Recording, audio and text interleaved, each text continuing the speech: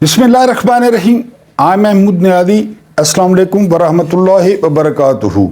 आज की वीडियो में डिस्कस करेंगे कि बेकरी वाले दा मुंडा बाजी ले गया, ये क्या चक्कर है, ये आपको बताऊंगा। रजीम चेंज ऑपरेशन के जितने भी मुजरमान थे वो सारे के सारे अमेरिका में इकट्ठे हुए और नेक्स्ट पॉलिसी बनाई। उसके बाद कादी फायज ईसा ने वो जस्टिस मुनीब अख्तर पर घनौने इल्ज़ामात लगाए हैं, जस्टिस मंसूर अली शाह पे भी इल्ज़ामात लगाए हैं और वो कहते हैं कि मेरी सुप्रीम कोर्ट मेरी मर्जी।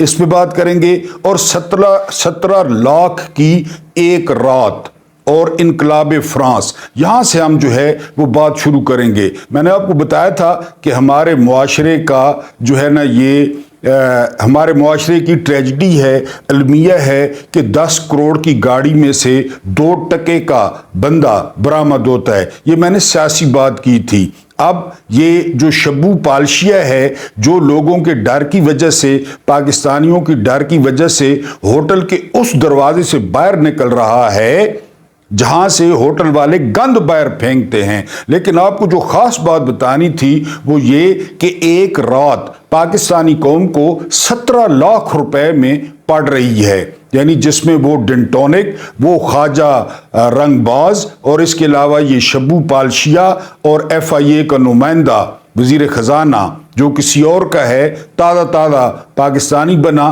ये लोग 17 लाख की एक रात गुजार रहे हैं अमेरिका में। आपको याद होगा अच्छी तरह कि इमरान खान अमेरिका गए थे और इसी मौके पर गए थे। एक तो इमरान खान ने कमर्शियल फ्लाइट इस्तेमाल की थी, इसके अलावा इमरान खान ने वहां पे पाकिस्तानी सफारत खाना इस्तेमाल किया था।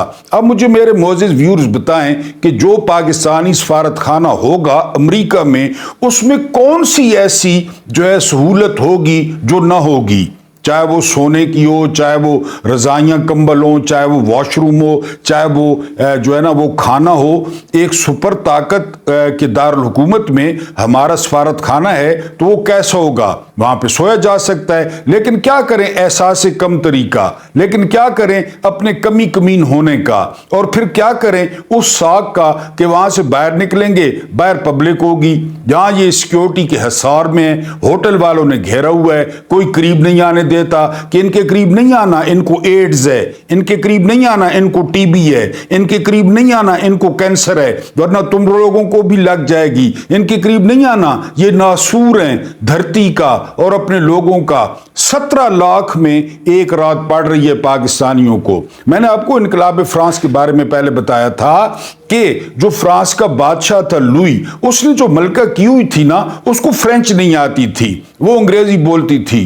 तो लाखों लोग महल के नीचे जमा हो गए और वो नारे लगा रहे थे कि हमें रोटी चाहिए। मलका को समझ नहीं आ रही थी, बादशाह को समझ आ रही थी। तो मलका ने बादशाह से पूछा कि ये लोग क्या कहते हैं, तो बादशाह ने बताया कि ये लोग रोटी मांगते हैं। तो मलका ने पलटकर जवाब दिया था, ये केक क्यों नहीं खाते जी, ये फिर हमें कहते हैं कि तुम्हें रोटी नहीं मिलती, बिजली महंगी है, गैस महंगी है, पेट्रोल महंगा है, तो केक खाओ। हम तो 17 लाख की रात करेंगे। और फिर जब वहां पे इनकलाब आया फ्रांस में, वो लोग हाथ चेक करते थे, हाथ, जिसके हाथ नरम होते ना उसकी गर्दन उड़ा देते, जिसको परफ्यूम लगा हुआ होता उसकी गर्दन उड़ा देते, जिसने अच्छे कपड़े पहने हुए होते उसकी गर्दन उड़ा देते, क्योंकि उन लोगों का सालों से, सदियों से जो है वो हक मार रहे थे। हालांकि बादशाह ने लोगों को दिखाने के लिए पार्लियामेंट भी बना दी थी और फिर पार्लियामेंट के साथ मिलके खाना शुरू कर दिया था। लोगों ने सोचा पहले एक बादशाह खाता था, उसके दरबारी खाते थे, अब पार्लियामेंट भी साथ मिल गई है। जरा डॉट कनेक्टिंग कर लें, इस पार्लियामेंट की, बादशाह की, किस तरह पार्लियामेंट बनाई गई है, किस तरह पार्लियामेंट को साथ मिलाया गया है, किस तरह पार्लियामेंट के गले में पट्टे डाले गए हैं, किस तरह पार्लियामेंट के जो है ना वो जो रुकन बात नहीं मानता उसकी बीवी और उसकी बहनें और उसके बच्चे अगवा किए जाते हैं। बिल्कुल इनकलाब फ्रांस वाली तस्वीर। लेकिन फिर एक दिन आया जब बादशाह भेष बदल के वहां से निकल गया, लेकिन किसानों ने उसे एक जगह पे तलाश कर लिया और फिर उसको तलाश करने के बाद वो एक गड्ढे में छुपा हुआ था। ये तारीख है, चूंकि तारीख कोई पढ़ता नहीं है और तारीख से कोई सबक नहीं लेता, उस गड्ढे से निकाल कर जो है वो बादशाह को वो लटकाया गया। और उसका एक बड़ा जबरदस्त जर्नैल था, जर्नैल वो कहता था कि फ्रांस की अवाम अगर भूखी है तो फ्रांस में बड़ी जबरदस्त सरसब्ज और ठंडी घास उगती है, वो घास खाएं। जब उस जर्नैल को गिरफ्तार किया गया और उसको छुरे के नीचे दिया गया तो लोगों ने शोर मचा दिया कि पहले इसको घास खिलाई जाए। फिर वहां पे घास का बंदोबस्त किया गया, काफी सारा वो सब्ज ठंडी और जो है ना वो काफी तादाद में उस जर्नैल को पहले घास खिलाई गई। अभी घास उसके मुंह में थी जब घूमता हुआ खंजर आया और उसकी गर्दन को फुटबॉल की तरफ दूर फेंक गया। तो ये फिर होता है जब ये पूछते हैं ना कि केक क्यों नहीं खाते, जब ये करते हैं ना 17 लाख की रातें, एक रात 17 लाख की। जस्ट इमेजिन, मुल्क के हालात देखें।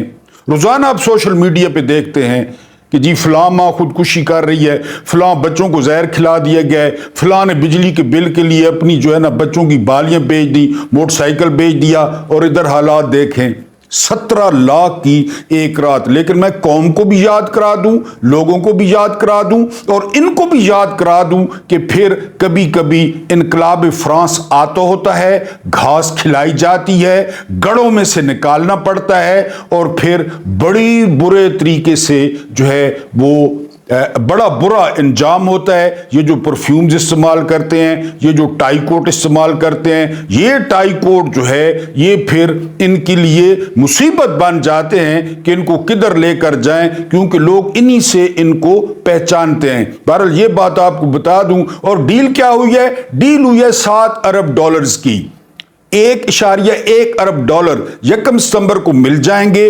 वो कौन इस्तेमाल करेगा, कहां पे इस्तेमाल होंगे, किसके अकाउंटों में जाएंगे, ये नहीं पता। और सुना है कि तकरीबन जो है वो 8% पे ये सूद, ये कर्जा मिला है, उस पे 8% जो है वो सूद अदा करना है। अब जो मैथ जानते हैं वो 1 अरब डॉलर को और 7-8% को वो आपस में मल्टीप्लाई कर लें कि हमने सिर्फ सूद कितना पे करना है। लेकिन ये सवाल आपने नहीं पूछना कि वो 1 अरब डॉलर कहां जाएगा, या वो जो 37 महीनों में 7 अरब डॉलर आएंगे वो कहां जाएंगे, वो किस पे लगेंगे, किस किस की प्रॉपर्टी बनेगी। लेकिन एक बात आपने यकीन रखना है, बिल्कुल कुरानी आयत की तरह, कि उतारने आपने हैं और उतारने मैंने हैं, उतारने हमारी नस्लों ने, जो कि हम 77 साल से कर रहे हैं। उसके बाद वो प्रैक्टिस एंड प्रोसीजर जो कमेटी बनाई थी कादी फायद ईसा, उसमें मंसूर अली शाह ने भी बैठने से इनकार कर दिया था और जस्टिस मुनीब ने भी इनकार कर दिया था। तो कादी फायद ईसा ने अपने दाएं हाथ अमीनुद्दीन खान को साथ मिलाकर बेंच फिक्स कर दिया। वैसे भी जब से कादी फायद ईसा आए हैं तो बेंच फिक्सिंग हो रही है। ऐसा बेंच बनाया जाता है कि जो हुकूमत के हक में फैसला दे, कादी फायद ईसा के हक में फैसला दे, और कादी फायद ईसा वहां पे सिर्फ अंगूठा लगवा लेते हैं। अब जस्टिस मुनीब को कमेटी से हटाने की जो 9 वजूहात बयान की हैं, खत लिख डाला है कादी फायद ईसा ने, उसमें जो मुज़ायका खेज इल्जाम है वो आपके सामने रखता हूं।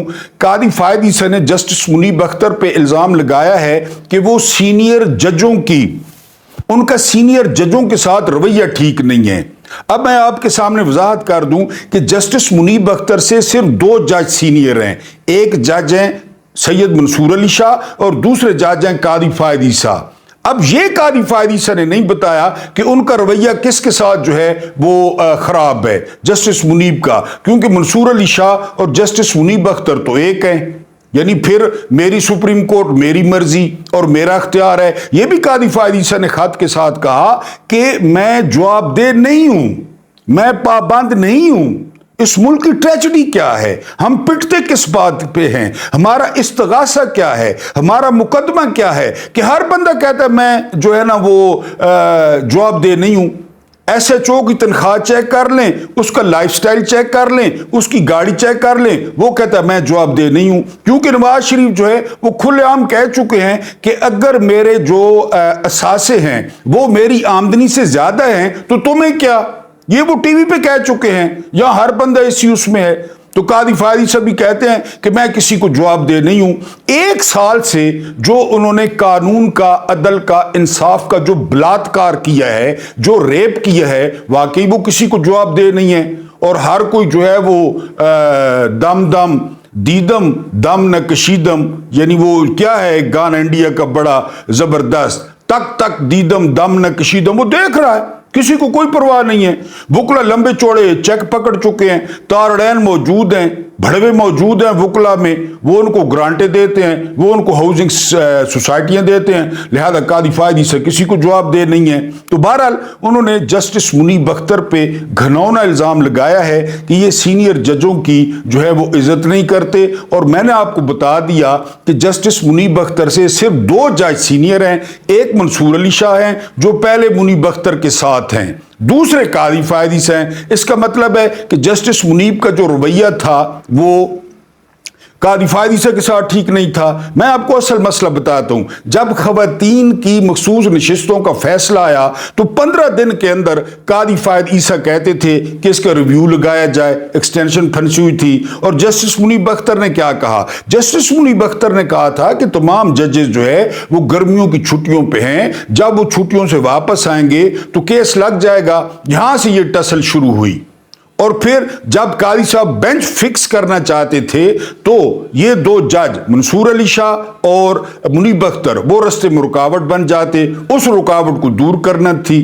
قاضی صاحب نے اسلام آباد کی طرف ایوان وزیر اعظم میں مدد کے لیے پکارا، انہوں نے فوراً آرڈیننس جاری کر دیا، آرڈیننس میں کمیٹی تبدیل ہو گئی اور قاضی صاحب کی اپنی مرضی کی کمیٹی بن گئی۔ تو بہرحال یہ وہ لوگ ہیں جنہوں نے ملک کے مسائل حل کرنے ہیں، ملک کے عدالتی جو ہے نا، ملک کو عدالتی بحرانوں سے نکالنا ہے، ان کی اپنی یہ حالت ہے۔ اور خاص کر آپ جس موڑ سے گزریں گے آپ کے سامنے قاضی فائدی سے ہوں گے، یہ شخص یہ کیا صورت اختیار کر گیا ہے۔ اور یہ جب کرونا ہوا تھا نا تو یہ قائد اعظم انٹرنیشنل میں داخل ہوا تھا یہ بندہ، اور وہاں پہ ملاقات ہوئی تھی جہاں سے یہ تبدیل ہوا، وہ سٹوری میں انشاءاللہ آپ کو ضرور بتاؤں گا کہ یہ پہلے کیا تھا اور پھر یہ بعد میں کیا ہو گیا۔ رجیم چینج آپریشن کے تمام مجرمان نے ملاقات کی ہے ڈونلڈ لو سے امریکہ میں۔ پھر آپ کو بتایا ہے، میں پہلے بھی آپ کو بتا چکا ہوں کہ لیفٹیننٹ جنرل ریٹائرڈ حمید گل DGISI مرحوم، انہوں نے کہا تھا کہ نمبر میرا تھا آرمی چیف بننے کا، یعنی میں جو ہے وہ سینئر بھی تھا اور میری پروفائل بھی بہت زبردست تھی، لیکن میری جو مخالفت ہوئی تھی نا، مخالفت یا میرے نام پہ جو کراس لگا تھا، ایک تو یہ کراس لگاتے ہیں نا، ان کے اوپر بھی کراس لگانے والے ہیں جی، اور وہ کراس لگایا تھا واشنگٹن نے۔ یہ حمید گل کی اپنا بیان پڑا ہے یوٹیوب پہ کہ میرے نام پہ واشنگٹن نے کراس لگایا تھا کہ اس شخص کو چیف آف آرمی سٹاف نہیں بنانا۔ اب وہ 18ویں یا 19ویں گریڈ کا افسر ہے دفتر خارجہ کا، اور اس سے ملاقات کر رہا ہے یہ 2 ٹکے کا وزیر اعظم۔ خیر اس کی اوقات یہی ہے، وہ وزیر دفاع ریحانہ ڈار سے ہارا ہوا، وہ ڈینٹونک جو 3رے نمبر پہ تھا لاہور میں، یہ سارے جو ہے وہ ڈونلڈ لو کے دربار میں اکٹھے ہوئے، اور یہ بھی ذرائع دعویٰ کر رہے ہیں کہ یہ جو IMF کی بھیک ہے، یہ جو IMF کی خیرات ہے جس پہ یہ پھر اب خوشیاں منائیں گے، قوم کو مبارکبادیں دیں گے کہ ہم نے تم لوگوں کے لیے مزید 5-6 سال کا بندوبست کر لیا ہے، تیاری پکڑو، کیونکہ اب اس 7 ارب ڈالرز کے پیچھے یہاں پہ ٹیکس لگیں گے، یہاں پہ بجلی مہنگی ہوگی، یہاں پہ پیٹرول مہنگا ہوگا، یہاں پہ ڈیزل مہنگا ہوگا، گیس مہنگی ہوگی، کیونکہ انہوں نے پہلے کہا ہے کہ جا کر نچوڑو جو ہے وہ ان لوگوں کو اور نچوڑو۔ اور پھر آخر پہ کیا ہوتا ہے ان قرضوں کا پتہ ہے آپ کو؟ آخر پہ وہ جس طرح پوڈری ہوتا ہے نا،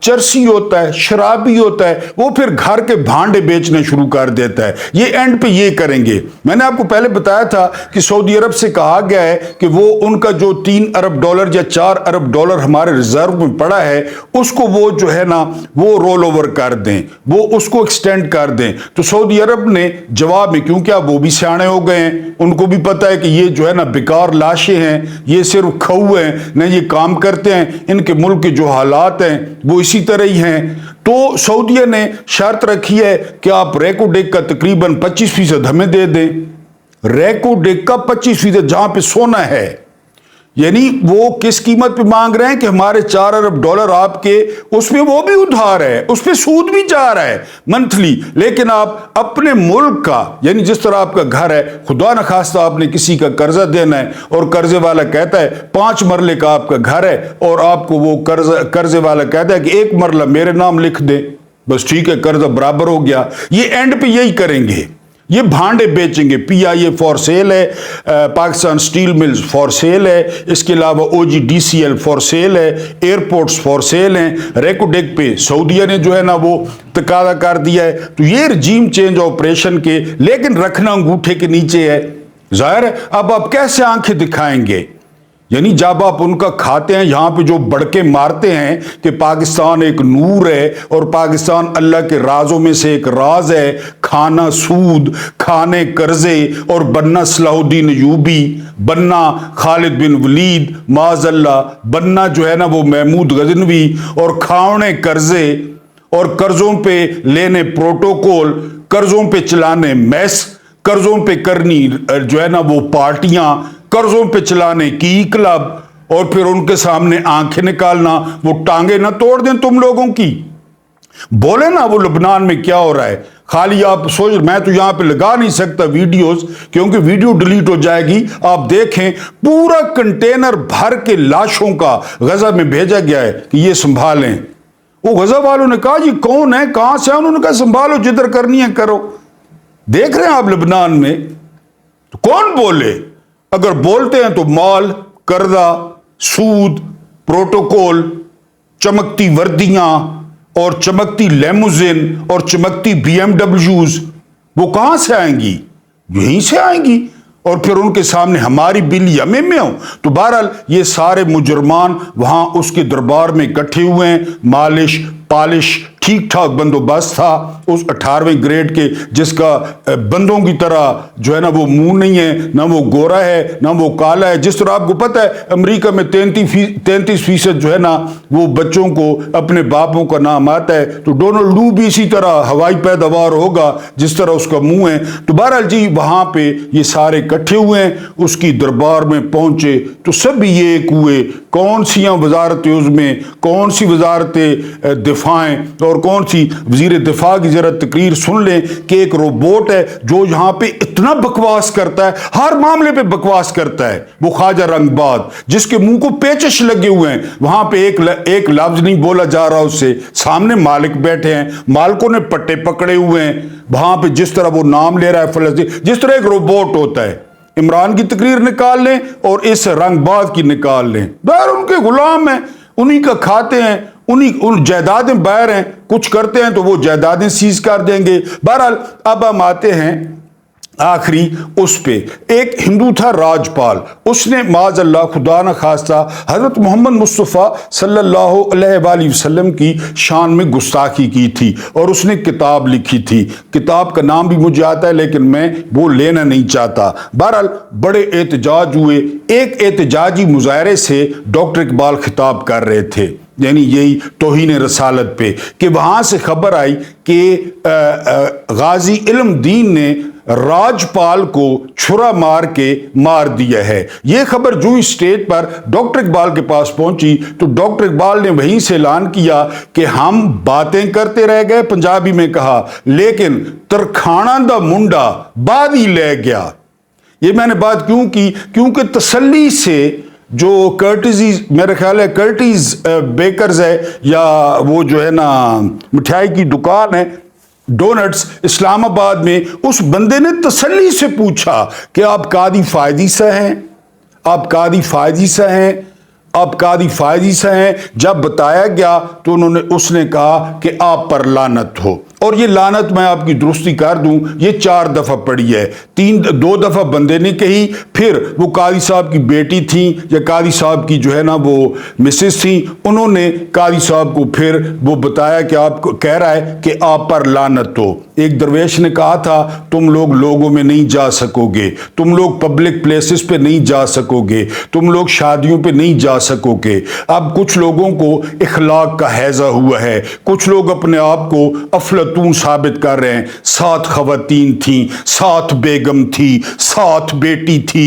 یہ نہیں کرنا چاہیے تھا۔ میں کہتا ہوں پورے پاکستان کا اس کو ترجمان مقرر کر دینا چاہیے، ترجمان پاکستان مقرر کر دینا چاہیے۔ جو سیلز مین نے کہا عالیہ حمزہ عورت نہیں تھی، یاسمین راشد عورت نہیں ہے، یہ ختیجہ شاہ عورت نہیں تھی، صنم جاوید عورت نہیں تھی، وہ یاد کریں عباد فاروق کا بیٹا یا خود عباد فاروق جو قومے میں مر گیا وہ نہیں تھے، جو لوگوں کو گھسیٹا گیا سڑکوں پہ وہ لوگ نہیں تھے، وہ جاندار نہیں تھے، جو 8 فروری کو کیا گیا لوگوں کے مینڈیٹ کے ساتھ، جو سکندر سلطان راجہ نے کہا، جو کمشنر چٹھا نے کہا، یہ ساری باتیں آپ بھول گئے، یہ ساری باتیں قاضی فائد عیسیٰ کے کھاتے میں ہیں، ساری باتیں، یہ ساری باتیں قاضی فائد عیسیٰ کے دور میں ہوئی ہیں۔